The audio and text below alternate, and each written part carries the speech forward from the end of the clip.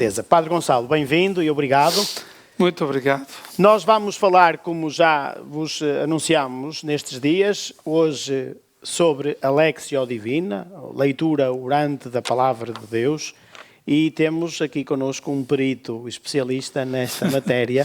O Padre Gonçalo tem até já algumas publicações sobre a Lectio Divina, ou com exercícios práticos de Lectio Divina, e esse é o grande propósito de hoje.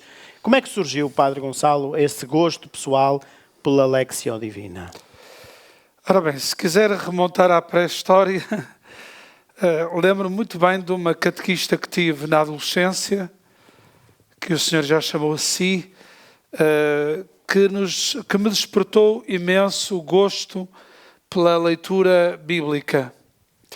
E por pegar num texto bíblico, lê-lo, meditá-lo, rezá-lo, rezar com a Bíblia. Isso começou desde muito cedo, portanto, na catequese da adolescência. Em muitos lugares ainda nem havia catequese da adolescência, e nós encontrávamos ao domingo, e às vezes a catequista o que fazia era pegar no Evangelho do domingo. Nós tínhamos acabado de sair da missa, e às vezes ela punha-nos o texto à frente, e nós nem sequer nos lembrávamos que tinha sido o texto da missa onde tínhamos participado. E ali, o que não acontece connosco. Não, claro, com nenhum de, não com acontece connosco. Habitualmente todos, à saída da igreja, o que falam no adro é precisamente sobre o Evangelho, o Evangelho daquele dia. E então aí começou um bocadinho o gosto por aprender a rezar com a Bíblia. Porque rezar o terço, rezar outras coisas, já o sabia fazer mais ou menos, mas rezar com o texto bíblico era outra coisa. Depois fui para o seminário, e no seminário tive um autor que me apaixonou. Quando entrei no seminário, o reitor do seminário, que era hoje bispo Dom António Taipa, era o professor de Sagrada Escritura e era o reitor do seminário. Ele, quando eu fui para o seminário, deu ao meu pároco um livro do Cardeal Martins, que ainda está aí à venda, Bíblia e Vocação, e disse ao meu pároco: olha, dá lá ao rapaz este livro para ele agora nas férias meditar alguma coisa. E eu gostei imenso daquele livro e do estilo, e mais uma vez aquilo suscitou em mim uma grande paixão. Depois o Dr. Taipa, assim o chamávamos, o reitor, ao sábado reunia os alunos que quisessem para fazermos um estudo, um comentário, uma análise aos textos bíblicos do domingo. Na altura seguíamos uma publicação francesa, e eu uma coisa comecei assim a perceber logo, é que ele fazia perguntas tipo professor do primeiro ciclo, ou uma análise de texto português. Eu comecei a olhar e disse: mas ele sabe tanto de Bíblia, sabe tanto pormenor, tanta coisa, e as perguntas eram tão aparentemente banais, de perguntar quem fala, o que fala, como fala, a quem diz, onde é que está, como é que começa a cena, onde é que acaba, quem são os personagens. E eu às vezes pensava: mas isto é tão básico, é tão simples, não havia ali nenhuma erudição bíblica. Aliás, nós no grupo estávamos tanto alunos do primeiro ano como do sexto, e portanto eu comecei a perceber que podia haver uma abordagem à Sagrada Escritura sem aquela exegese bíblica toda, sem aquele pormenor do grego, do hebraico, etc. Isso despertou em mim um grande gosto. Eu comecei a ler os livros que iam saindo dos retiros do Cardeal Martini, que de facto eram todos segundo este método da Lectio Divina, que é um método já muito antigo, muito praticado pelos... Como é que surgiu esse método da Lectio Divina? Enfim, nas comunidades monásticas fazia parte e faz parte esta leitura bíblica contínua que nós hoje temos, desculpem, estamos habituados na liturgia, mas os monges e as pessoas de grande vivência monástica tinham este método de leitura da Bíblia Esta palavra Lexio Divina remonta a Orígenes, ao século III, como método, que depois foi sendo aperfeiçoado. Portanto, esta leitura divina, o fazer da leitura bíblica oração, e não mero estudo, porque nós podemos fazer um comentário bíblico, podemos fazer uma análise bíblica aos textos, mas isso não ser a experiência de oração, ser apenas uma experiência de conhecimento bíblico, de estudo. Pronto, Que às vezes o que acontece quando existem uns grupos bíblicos, às vezes dedicam-se muito mais inteiramente a esse aspecto. Sim, às vezes os grupos bíblicos podem dedicar-se a estudar como é que aquele texto surgiu, o contexto em que foi escrito, o estilo literário em que foi escrito, mas às vezes sabemos isso tudo, mas depois não somos capazes de ligar e dizer o que é que esta palavra tem hoje a dizer-me e o que é que ela me diz hoje a mim, no meu contexto, ou a nós, ou a este grupo, ou à nossa paróquia, ou nesta circunstância, que é no fundo o esforço que o Sr. Padre faz ao domingo, quando quer fazer uma homilia bem feita, é pensar o que é que este texto tem a dizer, o que é que ele pode dizer.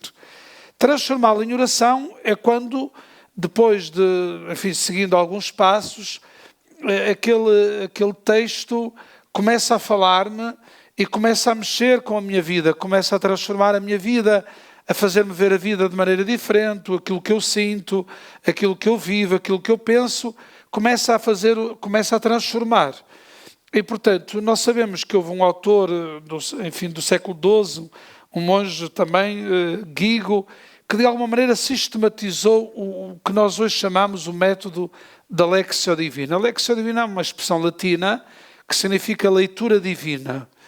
Mas, portanto, hoje, quando se usa essa expressão leitura divina, estamos habitualmente a referir-nos a um método que, basicamente, na altura em que Guigo sistematizou, tinha 4 passos. A leitura, o que é que diz o texto; a meditação, o que é que me diz o texto; a oração, o que é que eu digo ao Senhor neste texto; e a contemplação, que é, no fundo, o que é que me é dado saborear, viver, descobrir a partir deste texto. Nós às vezes encontramos em manuais e em livros até o Aprender a Orar que ontem falámos e que nos ajuda, tem também um capítulo sobre a Lexio Divina. Parece que não há, qualquer autor vai inventando às vezes mais alguns passos, mas estes 4 são os passos essenciais. Sim, o Cardeal Martini, por exemplo, que foi o grande divulgador na Diocese de Milão, criou muitos grupos de Lexio Divina, muitos grupos bíblicos, vocacionais, e ele praticamente todas as pregações e encontros que tinha com os grupos pastorais usava sempre este método. Ele acrescentou, por exemplo, uma coisa que é muito importante a estes 4 passos, que é a ação, axio, não é? Havia a Lexio, a leitura, a meditatio. Eu só estou a dizer isto, não é para mostrar que eu sei latim, que eu não sei quase nada de latim, não, mas é porque encontram estas expressões nos livros. A meditatio, a oratio, depois a contemplatio e axio, a ação. Porque de facto se depreende que se eu leio a palavra de Deus, se essa palavra me fala, se eu entro em diálogo com o Senhor a partir dela, se começo a sentir e a ver a realidade de forma diferente, se isso não tem consequência nenhuma no dia seguinte, para a minha maneira de viver, para a minha maneira de pensar, para a minha maneira de agir, como diz Santiago na carta, não é? Diz, aquele que olha para a palavra de Deus e depois fica na mesma, não a põe em prática, é no fundo como um tipo que olha para o espelho, vê que não está a grande coisa, mas depois não se penteia e continua na sua má figura, não é? Isto é. Aconteceu-me isso hoje. E portanto, nós, a axio.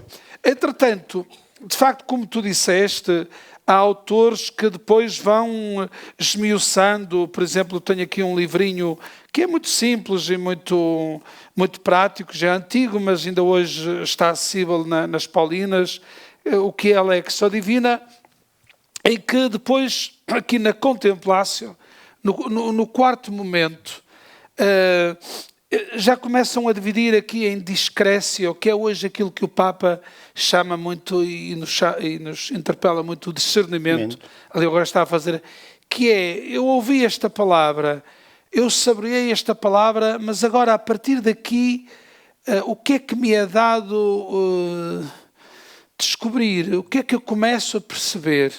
Não é? Nós às vezes conversamos com uma pessoa, não é? Estamos a conversar, ouvimos, falamos e tal, encontramos com aquela pessoa e depois vamos embora. E depois vamos para casa e começamos agora estou a perceber, agora já estou a perceber melhor aquilo. Agora já estou a entender melhor porque é que o outro dia ele disse aquilo. Mas é engraçado, ele disse aquilo e realmente tem muito a ver comigo. E a gente começa neste campo. Começa a fazer o discernimento, isto é, os padres da igreja falavam a atingir a teoria. A teoria não é aquilo que nós chamamos a teoria, não é? Que é o discurso teórico. Não, a teoria no sentido original da palavra é a visão de Deus. Theo, não é? Theos, Deus, oral, o verbo ver em grego. Não é? Teoria é a visão de Deus. É quando eu, depois de ler o texto, começo a ver a realidade numa perspectiva nova. Começo a olhar para o outro, para o pecador, para o meu marido, para a mania da minha esposa, para o defeito do meu companheiro e tal. Começo a olhar e a ver as coisas de outra forma. Começo a vê-las com os olhos de Deus. Isso é um bocadinho o último passo, digamos, da Lectio Divina, e que ele aqui, por exemplo, este autor, falam na discrécio, falam na colácio, que é a partilha, mas que habitualmente se pode fazer durante a leitura, se pode fazer durante a meditação, se pode fazer durante a oração. Quando se faz a Lectio Divina em grupo, nós podemos pôr as pessoas a partilharem em cada um dos momentos as suas descobertas. Eu às vezes estou a explicar um texto e há pessoas que dizem, quando, por exemplo, este pormenor, e reparou nisto, realmente não tinha reparado. Eu lembro-me que uma vez estava a fazer a Lectio Divina do texto da Samaritana. Naturalmente que estudei o texto, a exegese e tal, aquelas coisas, mas depois, a olhar para o texto, como é que era, e lembro-me que a dada altura uma pessoa começou lá a fazer umas contas com os dedos. Começou, disse, você o que é que está a contar aí? Diz, estou a contar que o Senhor disse à Samaritana que ela já teve 5 maridos, o que tem não é dela, portanto é o 6º, e agora Nosso Senhor é o 7º. Era um pormenor que eu não tinha reparado, e até nunca tinha lido nenhum comentário sobre isso, mas aquela pessoa acrescentou esse pormenor à leitura. Eu disse, realmente Cristo é o verdadeiro esposo, é aquele que vai preencher o coração, é aquele que lhe vai dar aquilo que ela procura, é aquele que preenche, é o esposo perfeito, é o amor perfeito, é o perfeito amor, é o 7. Eu disse, mas está aqui um pormenor que esta pessoa viu e que eu, ao ler o texto, ao estudá-lo, não dei conta. Portanto, é muito importante na Lectio Divina usar um método, ter mais ou menos seguro os passos, não é? Que é, no fundo, o método, se quiséssemos talvez resumir em 5 passos, que seria o mais simples. E toda a gente entende isto. Primeiro é ler o texto. Vamos aqui, por exemplo, se calhar... Podemos fazer uma experiência. Mas antes disso, eu queria perguntar, como é que o Padre Gonçalo, com esse todo entusiasmo, chega à paróquia, como é que começa a pôr isso em movimento? Ora bem, eu quando cheguei à paróquia de São Gonçalo, em Amarante, onde estava São Gonçalo São Veríssimo, havia um grupo da renovação carismática. E com todo o respeito, e certamente tenho um grande contributo a dar à revitalização da fé, mas era um grupo que já fazia muitos milagres. Fazia muito mais milagres do que eu. Eu comecei a desconfiar de alguns milagres. E havia para ali um certo desequilíbrio emocional e um descontrole e tal. E eu tive que pôr um bocadinho de travão àquilo, mas ao mesmo tempo era um grupo de oração, era importante haver pessoas a rezar, era gente fiel à oração. Eu comecei a caldear aquilo com um bocadinho mais de menos emoção e um bocadinho mais de reflexão. E comecei a introduzir o método da Lectio Divina. E as pessoas começaram a gostar. Fazia muito, lembro-me agora, parece que nem de propósito, como eles gostavam muito destes cânticos, o Espírito Santo, muitas vezes, no momento de preparação da oração, para acalmar, para serenar, rezávamos assim.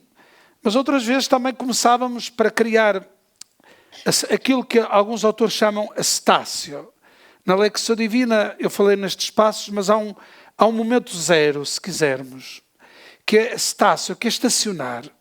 Que as pessoas vêm do trabalho, de casa, com muita coisa na cabeça, muitos problemas, e começar a rezar, a gente não entra na oração assim de chofre, não é? Logo de uma assentada. Para alguns começávamos com o terço, com outros começávamos com cânticos deste género, outras vezes com uma música de fundo, outras vezes com orações mais, uma oração proposta para a cetáceo, criar um ambiente de oração. Porque às vezes as pessoas estão muito agitadas, estão nervosas, por exemplo, não podem estar na oração atrapalhar, não estão bem na cadeira, a cadeira está a chiar, têm uma saca que faz barulho, têm não sei o quê. Criar o ambiente e as condições para que o corpo, o espírito, a alma, todo o nosso ser esteja ali para rezar. E dizer, nós queremos rezar. Portanto, este é o estacionar, a cetáceo, é este momento zero que é muito importante para criar o ambiente, para predispor para aquilo que queremos fazer. Olha, agora não queremos discutir mais nada, nem da pastoral, nem discutir teorias, nem assuntos. Agora queremos rezar. E isso também é muito oportuno quando o fazemos também individualmente. Sim, sim. Dar esse momento a para... nós próprios, muitas vezes, o Marçal Grilo, que foi Ministro da Educação, tem um livro que diz: difícil é sentá-los. E nós conhecemos até das equipas de Nossa Senhora o dever de sentar e nós criarmos um ambiente em que digamos ao Senhor, agora a conversa é contigo, eu quero que tu me fales, porque o grande risco, nós encontramos muitas pessoas que dizem que vão à igreja, gostam de rezar sozinhas, eu às vezes meto-me com elas e digo, o que é que você estava a rezar? Eu estava a dizer isto e aquilo, ou estava a desabafar com o Nosso Senhor. Bom, e o que é que ele lhe disse? Ora bem, não me disse nada, não sei. Pronto, e eu digo, olha, sabe que também era importante ouvir a palavra de Deus, ouvir, escutar, ler um texto bíblico, porque se calhar através dele vai encontrar um ponto de luz para as questões que traz, para os problemas com que quer desabafar, porque nesta oração é você que está a falar e bem, o Nosso Senhor tem certo tempo, muito gosto em escutá-la e tem todo o tempo do mundo para ouvir, mas também é importante escutá-lo a Ele, não é? E como é que eu sei que o estou a escutar a Ele? Ora, aí entra a Lectio Divina, entra a palavra. Se é a palavra de Deus, eu posso presumir que realmente é Deus que me vai falar. Senão posso ser eu, mais ou menos, a inventar a resposta que Nosso Senhor tem para mim, se calhar até a que mais me convém.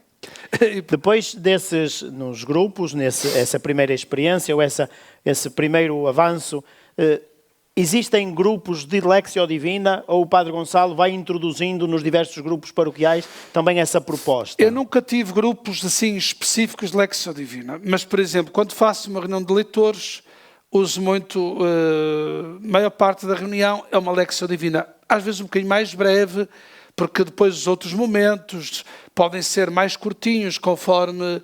Eu às vezes até digo às pessoas, agora vão para casa, não liguem o rádio, não liguem o telemóvel e adormeçam e deixem isto a marinar e a ruminar e aí a assentar dentro de vocês, porque se calhar agora o melhor da oração, o melhor fruto da oração vai ser pelo caminho, enquanto vocês se preparam e se vão deitar e rezem com isto tudo, porque é um processo. Portanto, eu fiz sempre oração Lectio Divina, outras vezes, por exemplo, no momento da adoração do Santíssimo, nas 24 horas, uma das propostas é fazer uma Lectio Divina de um texto bíblico. Normalmente opto por escolher o texto do domingo seguinte, seja o do Antigo Testamento, seja o do Novo. Outras vezes é dizer, à quinta-feira temos a preparação das leituras segundo o método da Lectio Divina. E vêm os leitores, vêm pessoas que gostam de vir, às vezes vêm umas, outras vezes vêm outras dizem que gostava de vir mais vezes, mas não posso. Na quarentena, na pandemia, quando estivemos mesmo confinados, foi uma das belas experiências também que eu tive a oportunidade de participar em alguns momentos. O Padre Gonçalo fez exatamente isso, um dia por semana fez essa experiência com quem aparecia no Zoom. Inclusive na hora em que seria a missa, não é? Para as pessoas viverem aquela hora, fizemos a Lectio Divina de vários textos, inclusive sobre a aliança, textos do Antigo Testamento que não são tão fáceis, mas sempre tive esta preocupação e talvez esta mensagem seja até a mensagem mais importante que eu queria deixar. Nós não podemos fazer a Lectio Divina de uma forma que as pessoas se sintam burras, passa a expressão, e digo, isto assim nós não fazemos nunca mais nem Lectio Divina individualmente nem em grupo, porque isto é preciso saber muito grego, muito latim, muito hebraico, isto é preciso saber muita história da salvação, saber Não. Um dos esforços que eu faço quando faço a Lectio Divina é fazer perguntas tão simples ao texto que ponham o texto a falar e que as pessoas descubram coisas no texto que elas não tinham descoberto, mas que estão lá. Eu não quero recorrer à erudição da exegese para que as pessoas pensem, isto não é para mim. Não. O Espírito Santo que inspirou os autores a escrever é o mesmo Espírito Santo que nos inspira a rezar com aquele texto. E eu posso não saber nada, eu posso olhar para aquele texto, eu digo muitas vezes às pessoas, leiam o texto várias vezes. Olhe, sublinhem uma palavra, tentem ligar esse texto a alguma coisa da vossa vida. E podem dizer, não tem nada, isso é uma invenção da pessoa, aquele texto não tem nada a ver com a... Eu vou contar uma pequena história. Eu uma vez fiz uma Lectio Divina onde estava a minha mãe. E a minha mãe não sabe ler. Não sabia ler. A minha mãe já partiu em janeiro. E ela um dia, lá na Senhora da Hora, quis ir. Deixa-me ir, uma dessas coisas. A mãe vai e tal. E depois estávamos a ler um texto, e a meditá-lo, e a rezá-lo. E depois, quando chegou o momento da meditação, eu perguntei, o que é que este texto vos diz? Uma pessoa diz, este texto a mim diz-me isto, tem a ver muito com isto que estou a sentir, tem a ver com aquilo. E a minha mãe também queria dizer alguma coisa, não é? Este versículo e tal. E a minha mãe, com muita piada, disse assim, olha, eu não percebo nada de versículos, nem de triciclos, nem nada disso que eu nem sei ler. Só vos digo uma coisa, eu estou a ouvir isto e estou porreira. Estou porreira. A melhor exegese. Ela não estava a explicar o texto, mas estava a sentir que o texto lhe estava a falar.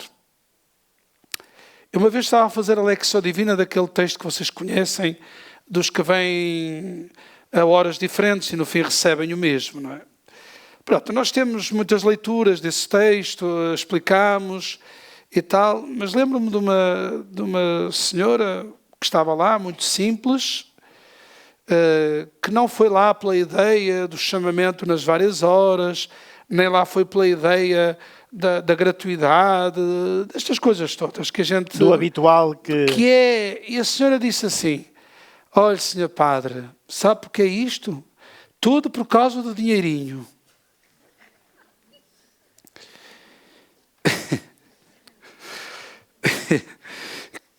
que não foi a leitura que eu fiz, nem ninguém fez.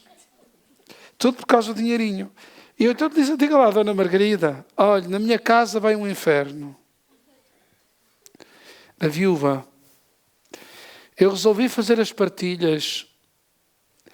E os meus filhos começaram todos a dividir-se e a discutir. Eu já nem sei o que fazer para levar a paz aos meus filhos. Estes são iguaizinhos.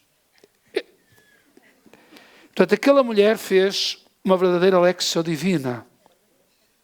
Ela ouviu o texto e disse, isto tem a ver comigo. E tem a ver com o que eu estou a sentir. E ela interpretou o texto para a sua vida. E esse é precisamente o propósito. É isto, da a Lectio pessoa... Divina. Não se trata de que... Mas o que eu vou dizer tem mesmo a ver com aquele texto, com o que o Senhor quis dizer naquele texto, naquele dia. Não é para adivinharmos nada. Sim, é no fundo para religarmos e dizermos, Deus está-me a falar, e se calhar aquela mulher naquele dia entendeu melhor os filhos, e entendeu como a avidez, como a questão do dinheiro pode perturbar as relações. E como ela percebeu isso sem dizer isso, claro que ela não tem este discurso que eu agora estou a ter, obviamente, mas ela está a traduzir a palavra para a vida dela. Portanto, ela interpretou bem. Portanto, isto para dizer que eu tive sempre grupos um bocadinho aleatórios. Normalmente os leitores, os ministros da comunhão, os catequistas. Houve um ano, vários anos, que eu preparava a missa com a catequese. E procurava com os catequistas, um bocadinho assim de uma maneira muito breve, sei lá, uma Lectio Divina, a gente pode fazer em 50 minutos, 1 hora. Se for assim, pegar num texto bíblico, ler bem o texto, explicar, ver um bocadinho os pormenores do texto, o que é que o texto me diz, que as pessoas rezem um bocadinho a partir do texto, uma meditação, o compromisso. Podemos demorar 50 minutos, 1 hora, pelo menos 1 hora, é muito provável que este exercício demore. Pode demorar mais. Porque às vezes as pessoas, por exemplo, na leitura, têm muita curiosidade. Pois também perguntam se estão diante de um padre ou de um biblista, de alguém que sabe mais. Elas, olha, mas eu já agora tiro uma dúvida, mas olha, esta questão aqui, mas isto não tem a ver com aquilo. Mas pronto. E às vezes a gente tem que estar ali a explicar mais o texto e demora mais tempo. Mas quando o objetivo não é fazer exegese do texto, mas é rezar com o texto, a nossa preocupação deve ser conhecer, situar e perceber o texto. As pessoas leem o texto. Nós podemos fazer um pouco esse exercício em vez de explicarmos cada um dos passos. O propósito é também fazermos a partir do Evangelho do próximo domingo, por exemplo. O Evangelho do próximo domingo é de São Lucas, no capítulo 17. Como sabeis, ao domingo as leituras seguem normalmente o ritmo contínuo. Pegamos na passagem do domingo anterior e continuamos. E diz-nos assim: quando caminhava para Jerusalém, Jesus passou através da Samaria e da Galileia. Ao entrar numa aldeia, 10 homens leprosos vieram ao seu encontro, mantendo-se à distância. E gritaram, dizendo: Jesus, mestre, tem misericórdia de nós. Ao vê-los, disse-lhes: ide e mostrai-vos aos sacerdotes. Ora, enquanto iam a caminho, ficaram purificados. Um deles, vendo-se curado, voltou, glorificando a Deus em voz alta, caiu aos pés de Jesus com a face em terra e agradeceu-lhe. Era um samaritano. Tomando a palavra, Jesus disse: não foram 10 os que ficaram purificados? Onde estão os outros 9? Não houve quem voltasse para dar glória a Deus, senão este estrangeiro? E disse-lhe: levanta-te e vai, a tua fé te salvou. Portanto, se nós ouvirmos este texto e eu perguntar qual era o capítulo de São Lucas onde estava este texto? Espera, já não me lembro bem. Era 17, pronto. E onde é que se passa esta cena do Evangelho? Onde é que acontece? É onde? Tendes a certeza? Fala de um samaritano. Que ia a caminho de Jerusalém. Aqui não diz bem assim.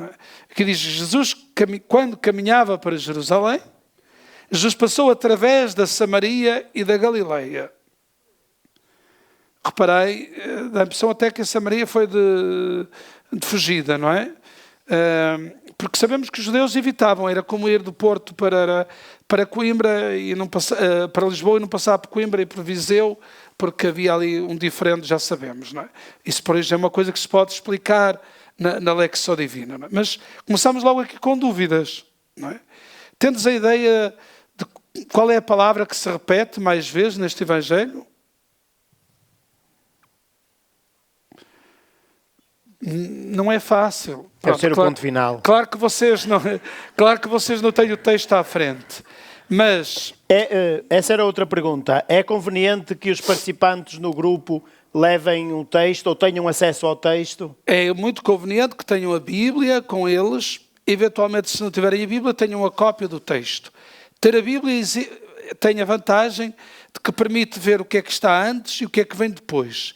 Isso às vezes é um elemento muito importante para perceber o texto, para o contextualizar. E também ajuda as pessoas a procurar e habituar-se a criar um manuseamento da Bíblia. Mas às vezes eu faço uma folhinha como esta e as pessoas limitam-se porque o objetivo ali não é dar uma aula de Bíblia. Mas quando começamos a olhar para o texto e vemos quando caminhava para Jerusalém, não é? Enquanto iam a caminho, não é? Fala aqui Jesus caminhava, os leprosos que se mantêm à distância, enquanto iam a caminho, e depois disse-lhe, levanta-te e vai, e ele seguiu. Portanto, nós começamos aqui, por exemplo, a ver logo uma palavra, podemos perguntar, esta palavra aparece muitas vezes em São Lucas, aparece N vezes, Jesus a caminho. Nós, na verdade, vemos aqui um Jesus a caminho. Nem sabemos muito bem onde é que ele está. Nem o Evangelho está preocupado com isso. Jesus evangeliza no caminho. E vemos que em São Lucas quase tudo acontece no caminho para onde? Para onde é que Jesus vai?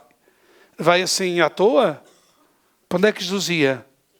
Para Jerusalém. O que é que ia acontecer em Jerusalém? A sua paixão, morte e ressurreição. Não é? Então Jesus vai com um sentido e é no caminho. Isto diz-nos muito, não é? O caminho, Jesus é o caminho, ele é a via. O discípulo não é um estacionado. O discípulo diz quando caminhava, passou através da Samaria, da Galileia, ao entrar numa aldeia, não diz qual, 10 homens leprosos. Quantos eram? 10. Talvez um leitor mais curioso dissesse, mas porquê 10? Podiam ser 7, podiam ser 8. Oh, porque eram mesmo 10. Temos que desconfiar sempre um bocadinho. Que os evangelistas não disseram uns leprosos, mas disseram 10. Se disseram 10, é para desconfiar. Porque, por exemplo, os judeus, para se reunirem numa assembleia, tinham que ter um mínimo quórum. Qual era o mínimo do quórum? Eram 10. Um judeu não se reunia para rezar em comunidade sem ter 10. Nosso Senhor depois revolucionou com os 2 ou 3, não é? Mas na liturgia judaica, lembram-se da história do Abraão? Andou ali a descer, ficou em 10, não foi? Lembram-se? Também tem a ver com isso. Uma das coisas que a gente pode fazer é assim, espera lá, 10 mandamentos, mas 10... Lembram-se do Evangelho do passado domingo? Quantos irmãos tinha lá o rico que não tinha nome? Quantos irmãos tinha? Quantos? 5. Jesus estava a falar para quem? Lembram-se? Para quem eram os destinatários daquela parábola? Eram os fariseus, certo? Qual era a grande Bíblia dos fariseus? Que aquilo era... Qual era? A lei. Quantos livros tinha? 5. Lá está. Mas isto é preciso ter muita erudição. Provavelmente. Mas às vezes podemos ter alguma curiosidade de perceber se aquele número tem alguma coisa a ver. Iam 10 que vieram ao seu encontro, mas mantinham-se à distância porque eram as regras da pandemia daquela altura, não é? E, portanto, estavam à distância. Gritaram, dizendo, Jesus Mestre, tem misericórdia de nós. Mestre. Às vezes não chamam Mestre, outros títulos que nós conhecemos. Às vezes a Jesus. Chamam-lhe Messias, chamam-lhe em grego Cristo, chamam-lhe Filho de Deus, aqui chamam-lhe Mestre. Portanto, mestre, mas é um mestre diferente dos outros mestres que não estão na sua sala de aula, mas um mestre que vai a caminho. E Jesus, ao vê-los, depois vem a reação de Jesus. O que é que Jesus diz? Quero, fica curado. O que é que Jesus disse? E de mostrar-vos aos sacerdotes. Parece que não lhes ligou nenhuma. Parece que despachou o assunto e agora não lhes fez nada. Portanto, mandou-os ir aos sacerdotes, estás a ver? É como da nasce para cá faz, não é? Então, tipo, nós pedimos, ele agora manda-nos para os sacerdotes. E o que é que acontece? Ora, enquanto iam a caminho, lá está a ver, Jesus caminhava enquanto iam a caminho, seguiu pelo caminho. Portanto, aqui é uma palavra-chave. Enquanto iam a caminho, ficaram purificados. Ficaram curados da lepra, não é? E depois o que é que acontece? Há um em 10, não é? 10%, é mais ou menos a prática dominical em alguns sítios. Portanto, 1 em 10, não é? 1 em 10, há um que volta, vendo-se curado, vendo-se, olhando-se, retratando-se, conhecendo-se. Portanto, deixou-se atingir. Portanto, há 10 que são curados. Quantos é que são salvos? 1. E o que é que salvou este? Foi a fé. E como é que esta fé se traduziu? O que é que este homem fez? Veio agradecer, não foi? Mas está aqui um verbo antes disso. Diz um deles, vendo-se curado, voltou. Nós sabemos que a palavra conversão, metanoia, ou tem outras palavras em hebraico, significa de alguma maneira inverter a marcha, mudar de direção. Mudar de direção. Portanto, aqui está um sinal. A conversão voltou. E voltou glorificando a Deus em voz alta, portanto, a cantar, a louvar, e caiu aos pés de Jesus com a face em terra. Ora, um judeu só caía aos pés de Jesus, só caía aos pés de Deus.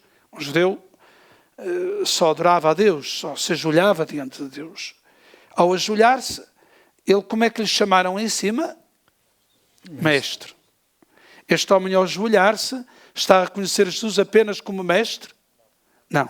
Está a reconhecê-lo como Deus, como Filho de Deus, como Deus em pessoa, Deus ao vivo, não é? E agradeceu-lhe. E depois o São Lucas, no seu estilo assim muito... Como é que manda uma piada seca? Diz assim, era... Um samaritano. Que chatice, não é? Era um samaritano, ainda por cima, o piorzinho, o desgraçado, o marginal, o excluído, o imigrante, o estrangeiro, o descartável. Olha, era um samaritano. Já aparece isto em muitos outros sítios, não é? Quem é o único evangelista que tem a parábola do samaritano? Quem é? Só um. A parábola do samaritano só aparece num evangelho. É este mesmo, é São Lucas. É o samaritano. E tomando a palavra, Jesus disse, que nem diz disse-lhe, nem diz disse-lhes. Que isto também é importante no texto. A quem é que Jesus fala? Com quem é que fala? Não foram 10 os que ficaram purificados? Onde estão os outros 9? Quer dizer, o desgraçado agora tem um caderno de encargos. Não é? O que é que ele vai ter que fazer? Estou curadinho, já salvei a minha pele e agora... Não. Pergunta-lhe pelos outros 9. Ele também é responsável pelos outros 9. Não é? E isto realmente é muito atual, que hoje já não é 9 à procura de 1. Não é? A outra parábola, o que é que diz? A da ovelha é deixar 99 por causa de 1. Aqui é o contrário. Não é? É deixar 1 por causa de 9. Portanto, não houve quem voltasse para dar glória a Deus, senão este estrangeiro. Vejam aqui a conotação. São Lucas quer mostrar a universalidade da salvação, que vem precisamente através de um homem. E por isso é que, agora se quiséssemos comparar com a primeira leitura de domingo, íamos encontrar um paralelo, uma situação semelhante, com o caso de Naamã, um sírio que é curado, não é? E disse-lhe, levanta-te e vai. Caminha. Levanta-te e vai. Portanto, não é para ficares agora aqui consoladinho a cantar, e a cantar vem o Espírito Santo bem, e louvores a Nosso Senhor e tal. Não, não, agora põe-te a andar. Nosso Senhor não gosta muito de cristãos estacionados. Ser discípulo não é um estado. O discípulo é um peregrino, é um caminhante, é um companheiro. Não é? E a tua fé te salvou. A tua fé. E esta fé, se fôssemos agora analisar, é a fé de quem se aproximou, é a fé de quem gritou, é a fé de quem se converteu, é a fé de quem se deixou tocar por Jesus, é a fé de quem se deixou, há pouco falou, cantávamos deixar, abandonar-se, não é? Portanto, este homem foi afetado por dentro. Não é? Os outros 9 ficam à flor da pele, não é? Literalmente, não é? Era um caso de lepra, ficaram à flor da pele. Não, ler o texto, nós agora fizemos isto assim muito a correr, não é? Mas este é o ponto central, não se deve desperdiçar, deve-se mesmo mastigar as palavras, fazer essas ligações. Este primeiro momento é essencial para os restantes. Este primeiro momento é fundamental. Porque eu tenho a certeza que às vezes nós pensamos, eu já conheço o texto, ele vai dali para lá e tal, é o samaritano. Não devemos fazer isso, devemos cuidar a leitura. A primeira coisa é não dar por pressuposto que conhecemos o texto. Eu já vi isto já há 3 anos lemos, ainda ouvi isto na semana passada, e então o texto já não diz nada. Ou então nós já vamos à procura, para lá que eu quero ir ver aí um... Não, é ler o texto, que estou agora a ler. Estas perguntas que eu vos fiz são perguntas inocentes, não é? De um professor primário, ou do primeiro ciclo, que é mais correto, ou de um professor de literatura, começa a analisar e a perguntar, olha, quem fala, onde é que isto se passa, em que contexto, quem é. Claro que depois podemos aqui dar pequenas explicações, para quem não sabe o que era o samaritano, porque é que os samaritanos se davam mal com os judeus, já aparece isso em outro episódio, mas ficar com o texto fala-me de quê? De Jesus a caminhar, destes leprosos que se aproximam, mas ficam à distância, ainda não estavam integrados, marginalizados, que gritam a Jesus, chamam-lhe mestre, pedem compaixão. Jesus que os manda assim, Jesus muitas vezes faz isso, parece que é pôr à prova a fé. Não é? Ora bem, quando nós acabamos de ler o texto com estas perguntas, 9 ou 10 ou 11, e agora eu tenho a certeza que cada um de vós, se tivesse agora de fazer um cartaz ou de tomar nota de uma frase, houve um que ficou a pensar na história dos outros 9. Houve um que ficou a pensar na história do estrangeiro e a pensar, olha, agora quantos estrangeiros estão aqui? Olha, ainda agora estavam aqui a cantar irmãos nossos do Brasil, não é? Assim, mas olha, engraçado, as nossas comunidades estão a ser também evangelizadas e revitalizadas, também graças, nós olhávamos para os estrangeiros como um problema, eles também são uma riqueza, são uma oportunidade. Outros que eu a pensar, qual será a minha lepra? Outros que eu a pensar, há aqui tantos ingratos. Outro ficou a pensar na prática dominical por causa da piada dos 10%. Outro ficou a... Cada um, se eu agora vou ao segundo ponto, o que é que este texto me diz? É como quem se olha ao espelho. E agora, eu vou olhar para o texto, talvez fazer algum silêncio, pôr uma música, fazer silêncio absoluto e se calhar, como um catequista, os catequistas quando dão uma catequese, quando fazem uma catequese, melhor dizendo, eles normalmente escolhem uma palavra, uma frase bíblica, não é? E dizer, esta frase, olha, foi esta. Às vezes o sublinhar, só o sublinhado já diz muito. Porque é que eu sublinhei esta? Estou muito aborrecido com uma pessoa a quem eu fiz tanto bem e, olha, também é como estes 9 que foram à vida e nem quiseram saber. Se calhar outro começa a olhar para o texto e começa a pensar 9, se calhar são mais de 9, não houve quem voltasse. Cada um começa a olhar, Jesus a caminhar, este homem a caminhar, nosso caminho, o meu caminho para o trabalho, o meu caminho, como é que é o meu caminho? Eu evangelizo no caminho, no metro, no metro não, aqui não, não pode ser, mas no comboio. Há muitas interpelações. Se eu me sinto também, sei lá, se eu me sinto também com alguma forma de lepra, no sentido de a lepra da ingratidão, ou também me sinto excluído, se eu sou uma pessoa que, para quem olham para mim com desconfiança. Este é o segundo momento, fazermos o texto nosso. Não é? A meditação é o que é que o texto me diz. Já não é eu estar a explicar porque é que é um samaritano, porque é que é um judeu, porque é que eram 10, onde é que fica a Samaria, onde é que fica a Galileia. Tudo isto pode ser interessante no primeiro momento, mas depois não vou fugir. O que é que este texto me diz? Onde é que ele me interpela? Se eu tiver de guardar uma frase, eu às vezes digo isto às pessoas, olha, o padre não me disse nada de jeito, mas olha, tentem fixar uma frase, tentem ficar com uma frase. A minha mãe ensinou muito isso. Ela muitas vezes chegava à casa e dizia, filho, aquela coisa, como é que era? E era uma frase, eu gostei muito daquela frase, que bom é estarmos aqui. E a minha mãe, por exemplo, muitas vezes repetia essa frase. Que bom é estarmos aqui. Quando estava muito contente, ela ouviu isso. Portanto,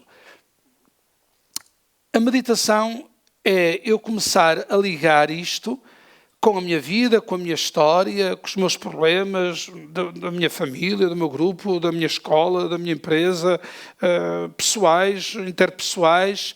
Eu começo a olhar e disse, espera lá, se eu tiver agora de escolher um pensamento, uma frase, qual é que eu escolho?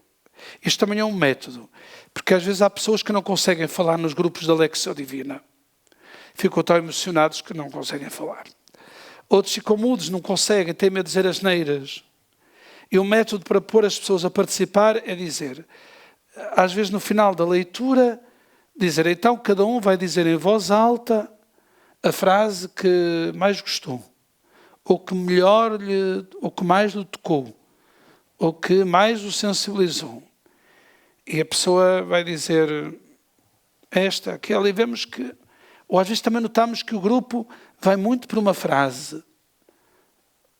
Tem direito a repetir, se o outro foi aquela frase que lhe ficou, tem todo o direito a repetir. A meditação é já um esforço mental, da inteligência, para ligar as coisas. Quando diz o Evangelho que Maria relacionava as coisas, ligava, ouvia alguma coisa, ouvia outra, e via a realidade e ligava os acontecimentos, os factos, e nós às vezes estamos a ler o texto, sei lá, eu, por exemplo, estou agora a ler este texto, estou a pensar que se calhar nos últimos dias me queixei demasiado dos que não vinham.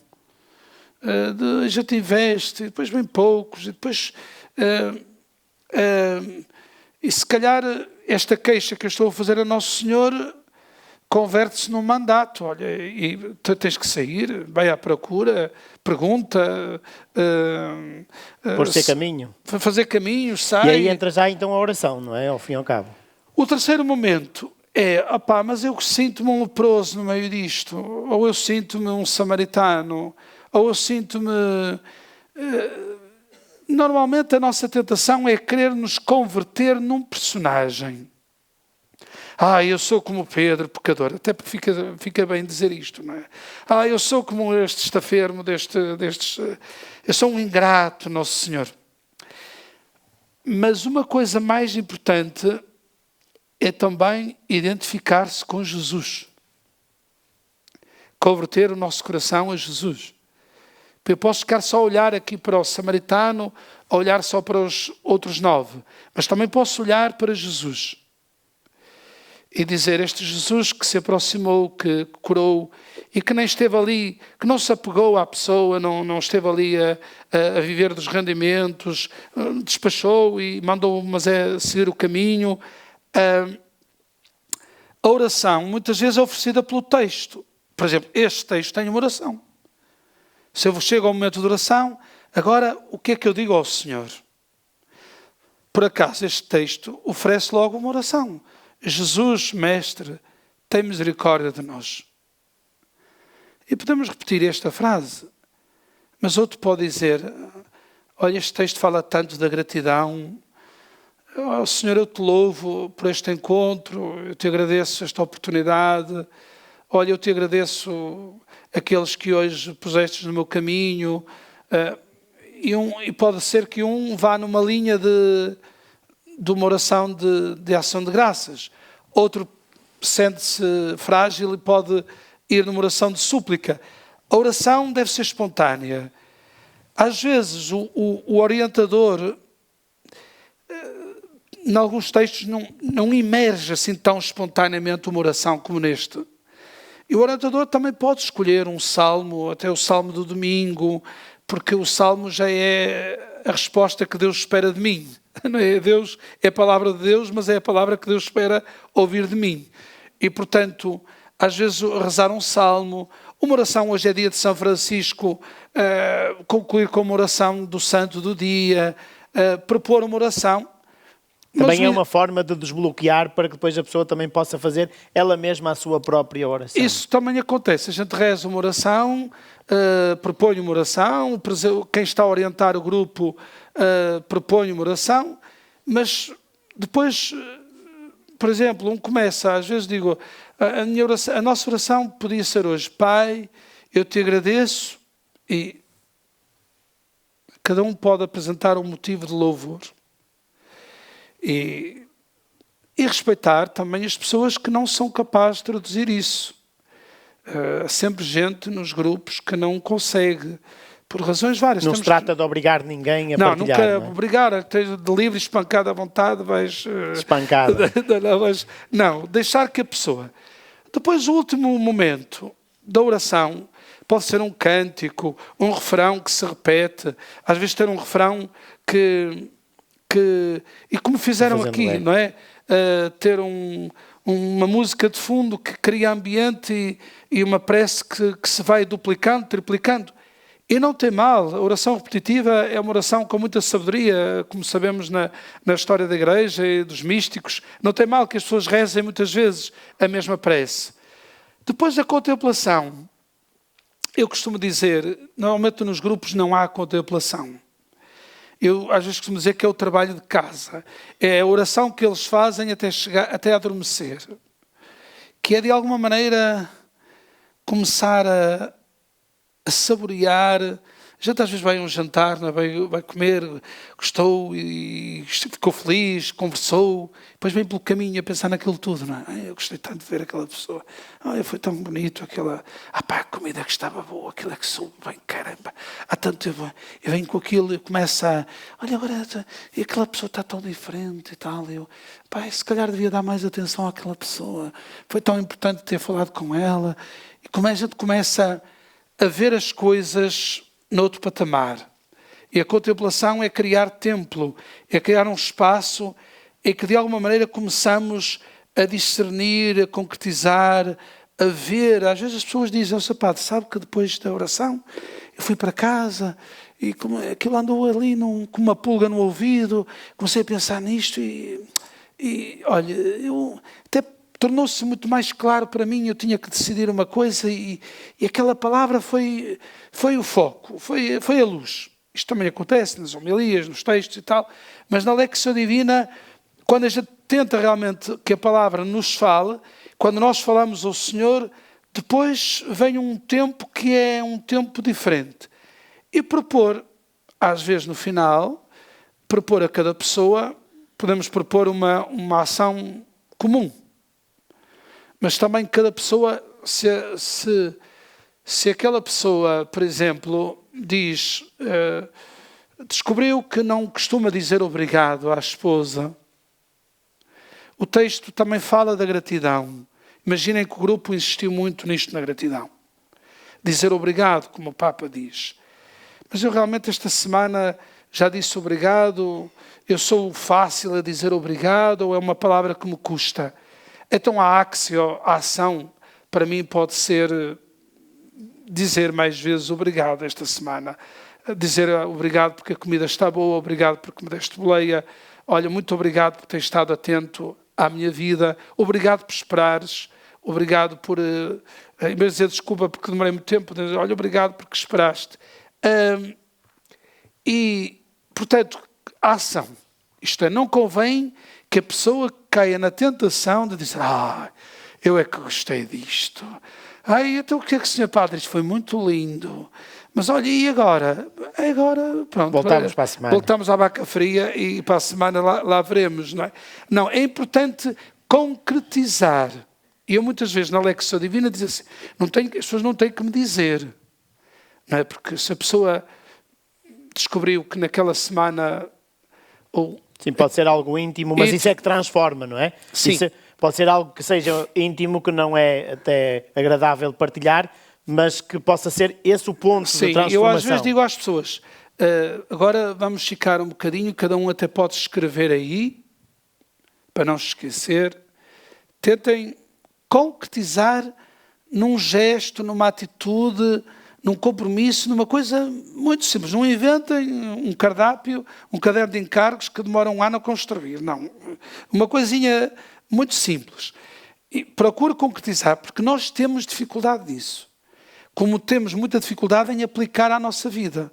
É muito bonito, gosto muito, ai que linda, ai que palavra bonita, eu gosto tanto disto, ai, isto é um texto tão lindo, isto é mais bonito que os poemas da Sofia. Mas, pois, está bem. Mas agora, o que é que isto de concreto, e esta concretização é muito importante que eu a faça para que a palavra se transforme em vida. Isto nesta perspectiva de escutar, é assim que Deus me começa a falar. E também me começa a falar, eu vou para casa e começa-me a falar naquela vizinha que outro dia encontrei e eu estou a perceber melhor o que ela me disse, ou estou a encontrar uma resposta, fiquei de dizer qualquer coisa, olha, curiosamente hoje esta palavra, esta atitude, a maneira como Jesus reagiu, a maneira como aquele se aproximou, isto deu uma chave para eu entender. Portanto, é importante que a Lexio Divina seja realmente uma forma de escuta. Por isso, a leitura, quando a gente lê, não é para matar a curiosidade. Isso também é bonito, também é bom ter curiosidade bíblica, não faz mal nenhum ler as notas de rodapé, ir ver a introdução do livro, saber de que época é, contextualizar, ótimo, 5 estrelas. E hoje, felizmente, há na net e publicações muito boas para isso. E a gente pode ir ver. Mas não seja esse o nosso móvel. Eu quero rezar. À noite vou ler o Evangelho de hoje. Como é que eu rezo com isto? Como é que eu faço Lexio Divina? Olha, lê com atenção. Segunda coisa, tenta retirar um pensamento daí. Terceira coisa, tenta verbalizar, dizer alguma coisa ao Senhor. Se não dizes, diz com o teu coração alguma coisa. Responde ao Senhor. Fica a pensar em qualquer coisa de concreto. E dorme sobre o texto. Não é? E isto pode ser feito individualmente. Em grupo, claro que é enriquecedor, porque cada um partilhar. Não queria esquecer uma coisa, por causa dos carismáticos e de tudo como é que começou. Vamos terminar então com isso. Com um conselho que é a partilha nos grupos de oração e de Lexio Divina tem que ser muito quem orienta a partilha no grupo, quem orienta a oração, tem que ter cuidado para as pessoas não resvalarem para aquilo que podíamos chamar a devassa da intimidade. E a pessoa às vezes fala na maior inocência e com a maior naturalidade. Mas às vezes está a falar de si em âmbitos que quase poderíamos dizer que são da direção espiritual, seriam da confissão, e pior ainda quando implica terceiros, não é? Que eu lembro-me na renovação carismática, uma das coisas que eu tive que intervir é que uma senhora, Senhor, vai à casa da minha filha e vê se ela ganha juízo, porque o meu genro tal assim e tal assim. Bem, estava a expor, uma coisa é dizer, olha, Senhor, eu queria pedir-te muito especialmente por alguém que neste momento está a viver um drama familiar complicado, leva uma coisa. Outra coisa é, eu queria rezar pela minha família. Ou se é uma coisa que se pode dizer, tenho um filho muito doente e queria que rezassem por ele e hoje queria pedir ao Senhor, isso tudo bem. Mas a partilha da intimidade é uma das coisas muito arriscadas, porque também no grupo, se é um grupo, por exemplo, como eu tenho, que não são grupos constantes, hoje estão uns, hoje estão outros, há também pessoas que não têm capacidade de perceber que o excesso de exposição do outro deve ser protegido pelo segredo, não é? E a pessoa não pode dizer, sabes, olha, ontem estive no grupo de oração, fazer a Lectio Divina, olha, nem sabia que a filha da Joana estava a divorciar-se, olha que engraçado, olha, como é que soubeste? Olha, coitada da mãe ontem lá a rezar, chorava lágrimas sem fio, porque, bem, estou a caricaturar. Mas isto para dizer... Lá se foi a Alexia. Lá se foi a Lectio Divina. Divina nem pensar. Portanto, seria assim um bocado isso. Muito bem, obrigado, Padre Gonçalo. Teríamos ainda muito mais a falar, mas foi muito bela a forma como nos comunicou e aproximámonos do final desta noite e por isso daremos aqui algum tempo e provavelmente aqui algumas dicas muito práticas que recebemos e outras que poderão surgir. Vamos dar aqui alguns minutos para as vossas interpelações, para contarem também, porventura, a vossa experiência, sem alongarmos muito, mas podermos interagir também com os 1049 que nos acompanham a partir de casa. Os 1000 é que não voltaram para trás. Ficaram só 49, mas estão 49, estarão mais. Há 49 ligações, poderão até estar em família. Enfim, estou a brincar e vocês já sabem o que é esse o propósito. Mas lá em casa, tal como ontem, mas porventura podem não ter estado, como aqui, vamos ter este momento. Quem quiser aqui pode levantar a mão e esperar que o micro se chegue até vós. Lá em casa podem ir escrevendo no chat, na forma de mensagem, que depois a Júlia faz-me chegar aqui as vossas interpelações para conversarmos um pouco mais com o Padre Gonçalo. Quem começa por aqui, na plateia, quem quer levantar a mão? Levantem todos ao mesmo tempo, que é mais fácil. Já vimos aqui, então temos uma breve apresentação, nome, para conhecermos. Boa noite, Padre Tiago Varanda. Ia perguntar, há pouco falava dos 50 minutos, 1 hora para a Lectio Divina. Isto seria, sendo... Por exemplo, a partir do Evangelho do domingo, seria ótimo se durante a semana se conseguisse esta hora. Mas, por exemplo, a Igreja propõe-nos na liturgia um Evangelho, por exemplo, todos os dias, não é? Se eu quiser fazer a meditação do Evangelho todos os dias, eu posso não ter 1 hora, sobretudo, por exemplo, quem tem família, filhos, de trabalho, tantas coisas, se calhar não encontra 1 hora no dia para meditar o Evangelho. É possível uma Lectio Divina mais simples, sei lá, para 10, para 15 minutos cada dia? Obrigado. Sim, é possível. E hoje até há alguns subsídios destas publicações do Evangelho Diário. E é possível e é fundamental. Isto é, a pessoa lê o texto com alguma atenção, procura... deixar-se sublinhar algum sentimento, alguma imagem. Às vezes Santo Inácio dizia que era preciso colocar-se na cena. Não é? Às vezes é isso, a gente fazer de conta que está ali, imaginar-se ali no meio dos 10, imaginar-se ali junto de Jesus, imaginar-se nesta figura ou naquela e tentar que essa leitura de alguma maneira sirva de inspiração para aquele dia. Se eu estou a ler o Evangelho, por exemplo, este Evangelho que acabamos de ouvir, pode-me suscitar, assim muito espontaneamente, se eu estiver atento, a importância do caminho. E às vezes nós damos por perdido o tempo do caminho, gastei tanto na viagem, como é que eu aproveito as minhas viagens? como é, a pessoa podia colocar essa pergunta nesse dia: como é que eu aproveito a viagem para rezar, para telefonar, como é que eu faço as minhas viagens? Rezo? Pronto, a pessoa pode fazer um pequenino exercício, mais breve, mas vocês virem algumas publicações do Evangelho Diário, para o texto do domingo, tem assim 2 ou 3 perguntas, também para a meditação, e depois a pessoa espontaneamente pode fazer essa oração. Portanto, esse é um exercício que nós às vezes também fazemos, Padre Tiago, quando vamos preparar a homilia do domingo, às vezes naqueles 10 minutos, um quarto de hora, quando nos deixam respirar, e a gente tenta dizer: estou a ler este texto, o que é que tenho aqui? 20 pessoas, 30 pessoas. Eu estava a pensar, comecei a ler o texto e este texto é muito importante falar disto. Está a falar disto para mim e para as pessoas também é. De repente, espera lá, tenho aqui um 7º dia de um homem que morreu com 48 anos. Eu pensei que ia ter 20 pessoas na igreja, tenho 200. Espera lá, eu estou a ler o texto, mas espera, o que é que...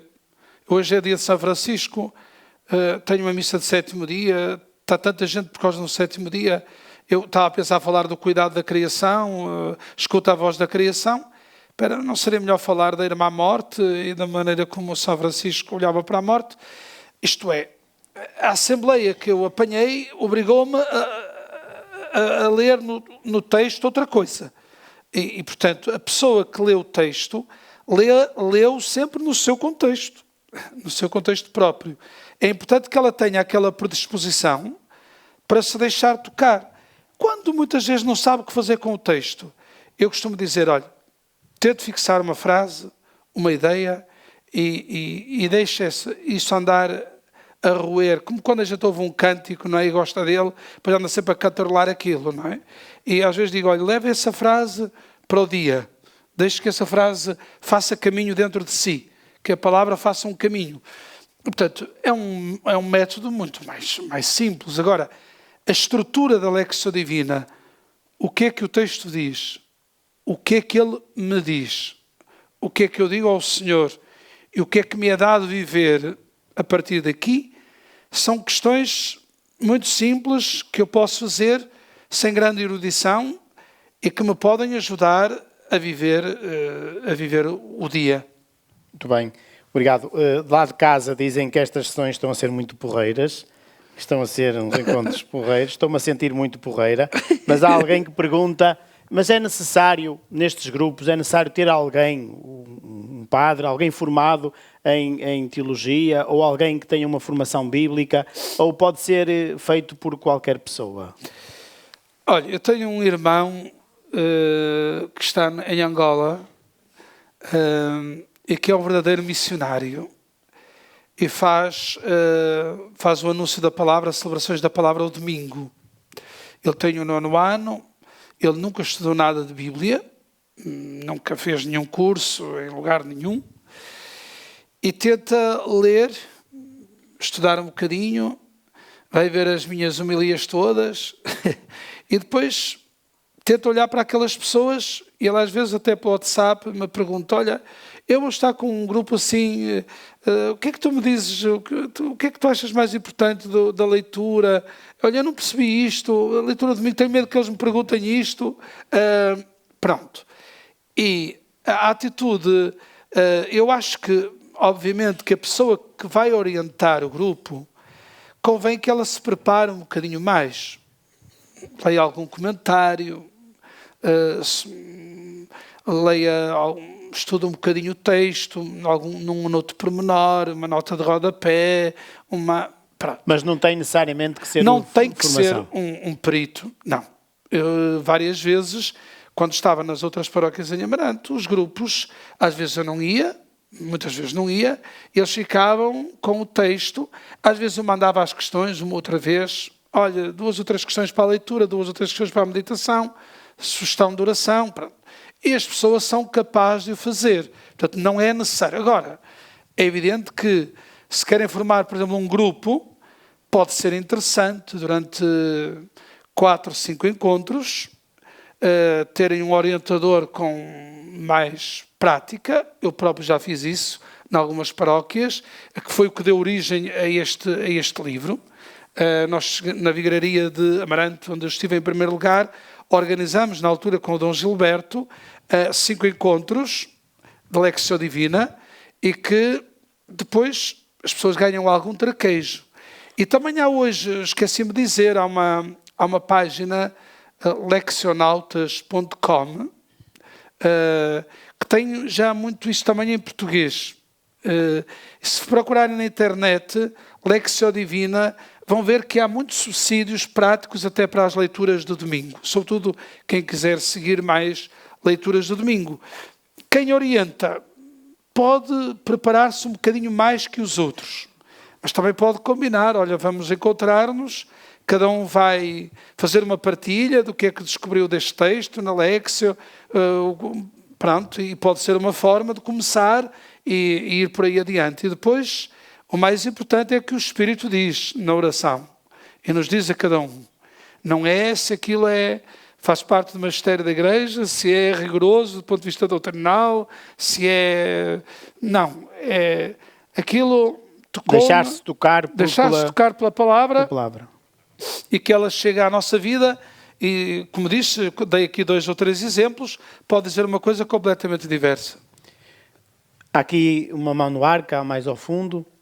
Entretanto, lá de casa, o Padre Gonçalo há pouco estava preocupado com os outros 9, mas estão aqui alguns a dizer que vão ir frequentar a paróquia da Senhora da Hora, participar nas reuniões, para mostrar a satisfação como o Padre Gonçalo aqui expôs este assunto e a alegria que lá de casa vão dizendo continuamente, não vou citar todos, são muitos os que dizem, certamente vocês também estão aí a palpitar nos vossos corações também esse entusiasmo pela beleza com que recebemos. Mas temos então uma outra questão.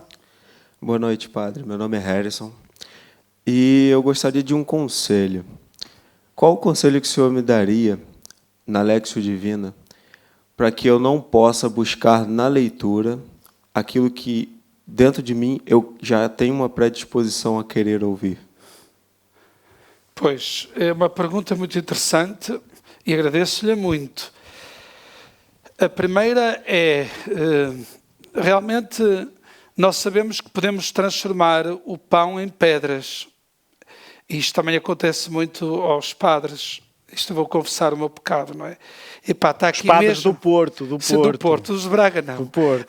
Que é a dizer assim, aqui está uma coisa, isto é mesmo bom para eles acertar o passo. Está aqui uma coisa que é mesmo... Pronto. E isso é um perigo.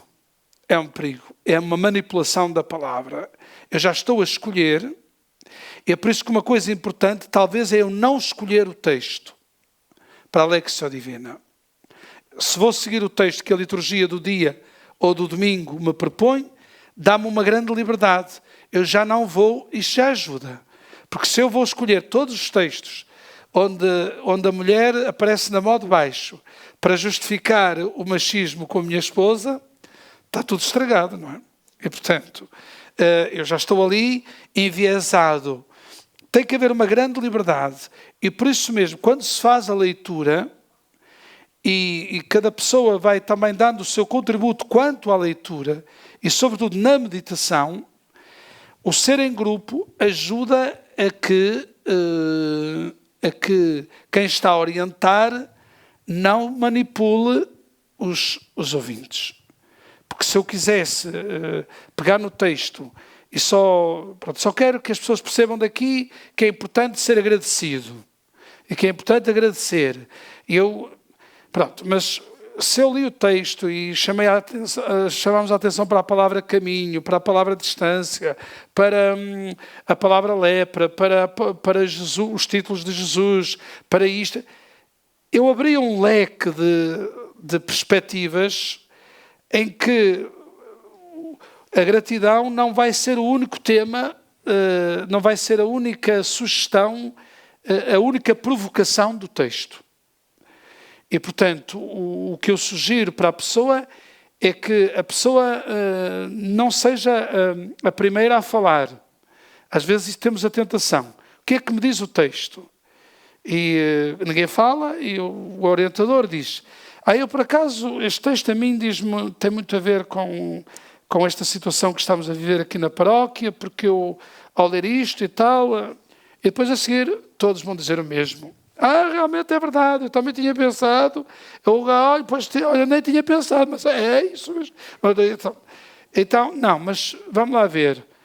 Tentar desmonopolizar, porque muitas vezes acontecia-me isto. Eu fazia a Lexio Divina à quinta-feira e a seguir ia à noite e ia redigir a homilia. Muitas vezes fiz isso.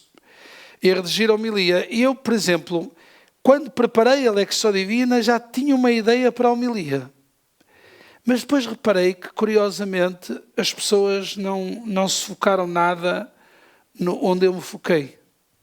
E que se calhar eu, para ser fiel ao povo, a mim eu até gostava mais de falar às pessoas sobre aquilo. Eu gosto mais deste tema.